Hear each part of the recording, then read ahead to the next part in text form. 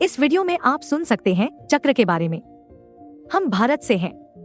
भारत एक देश है जिसमें शास्त्र वेदों को पढ़ा जा सकता है। वेदों पुराणों में क्या लिखा है? हम सोचते हैं इनमें कहानियां हैं। एक बच्चा इन वेदों पुराणों को कहानी समझ सकता है। हाँ, लेकिन एक परिपक्व बुद्धिमान व्यक्ति उन्हें कहानी के रूप में नहीं सोच सकता। जिसने शरीर में ऊर्जा का अनुभव और अभ्यास किया है वह भी इन वेद पुराणों को समझ सकता है। वे भी कहेंगे पुराणों में कहानियां नहीं, शक्ति की बात हो रही है।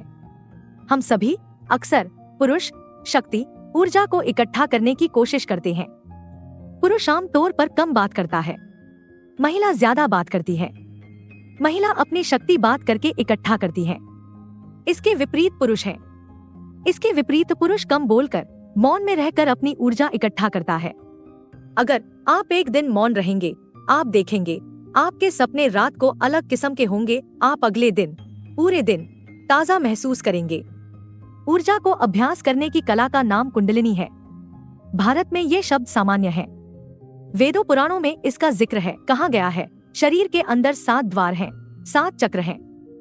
चक्र ऊर्जा को दोनों इकट्ठा और मुक्त करने का स्थान है। 7 चक्रों को समझने के लिए एक चक्र को समझना होगा।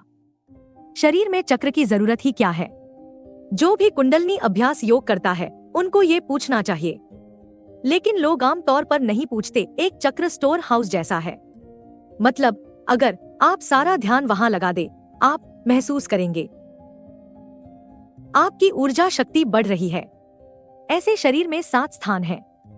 पहला वहां है जहां रीढ़ की हड्डी खत्म होती है, वहां नीचे। दूसरा नाभि पर, तीसरा छाती पर, हृदय के पास। चौथा गर्दन पर, 5वां आंखों पर, आंखों के बीच। छठा सिर के सबसे ऊपर बिंदु पर, अंतिम का कुछ पता नहीं, पुष्टि नहीं है। मैंने कभी इसका अनुभव नहीं किया है, लेकिन मैंने सुना है कि यह शरीर के बाहर है, सबसे ऊपर, शरीर के बाहर ऊपर की तरफ। बहुत से लोग कहते हैं वो सर पर है, लेकिन वो सच कह रहे हैं उसकी गारंटी क्या है? मैं यह पूछती हूँ। झूठ भी तो आसानी से बोला जा सकता है ना? अगर वो कहते हैं वह 7वां शरीर के बाहर है तो ठीक है, उनके लिए होगा। जब तक मैं इसका अनुभव ना कर लूं, तब तक मैं यकीन नहीं कर सकती। किसी भी हालात में यकीन नहीं कर सकती। बहुत से लोग बोलते हैं कुंडलिनी के बारे में। बहुत लोग सोचते हैं ज्यादा सफल, शक्तिशाली, मशहूर लोग की कुंडलिनी ज्यादा है, ऊपर की तरफ है। भारत में प्रधानमंत्री को भी योग ध्यान करते हुए देखा जाता है। कुछ बाबा संत समाज उनको अपने देवता मान बैठा है। कहता है उनकी ऊर्जा ऊपर है। कुछ लोग कहते हैं वो पहुंचे हुए व्यक्ति हैं। कुछ कहते हैं वो सबसे ऊपर के चक्र पर पहुंच चुके हैं, लेकिन ऐसा नहीं है। मुझे भी कुंडलिनी का अनुभव है। ऐसा है, मेरे बहुत से दोस्त हैं जिनको कुंडलिनी का अनुभव है। 1980 से 1990 में यहाँ हमारे देश में बाबा संत थे। उनमें से कई ऐसा कहा करते थे कि पूरी दुनिया में केवल मुट्ठी भर लोग ही हैं जिनकी कुंडलिनी जागृत है।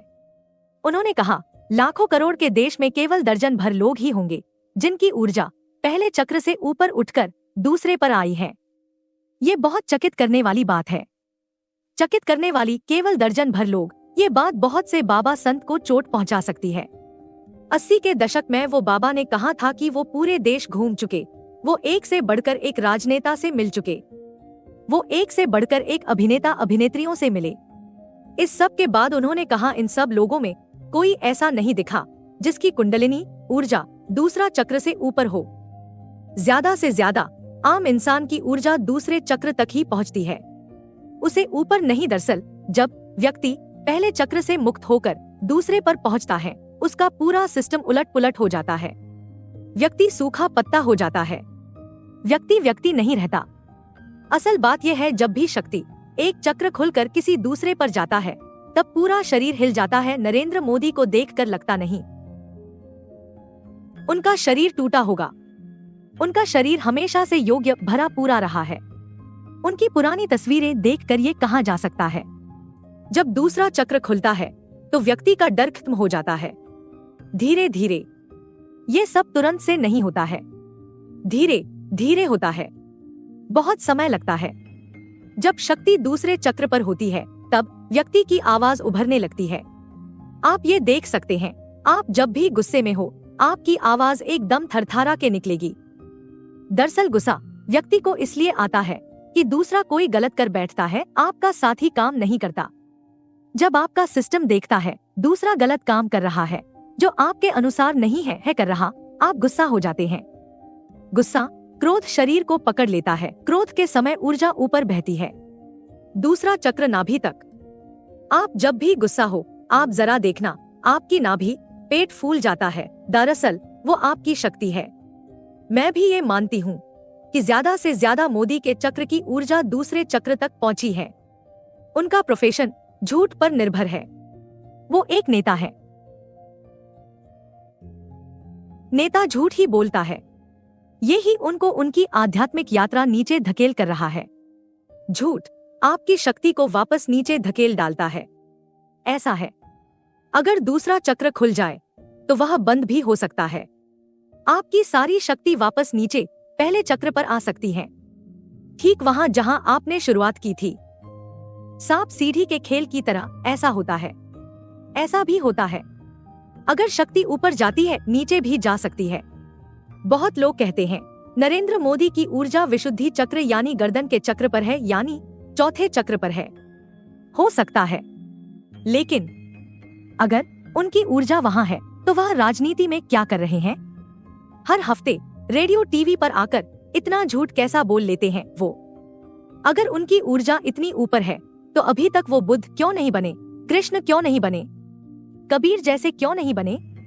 शास्त्रों वेदों में कुंडलिनी का वर्णन है, क्यों ही है?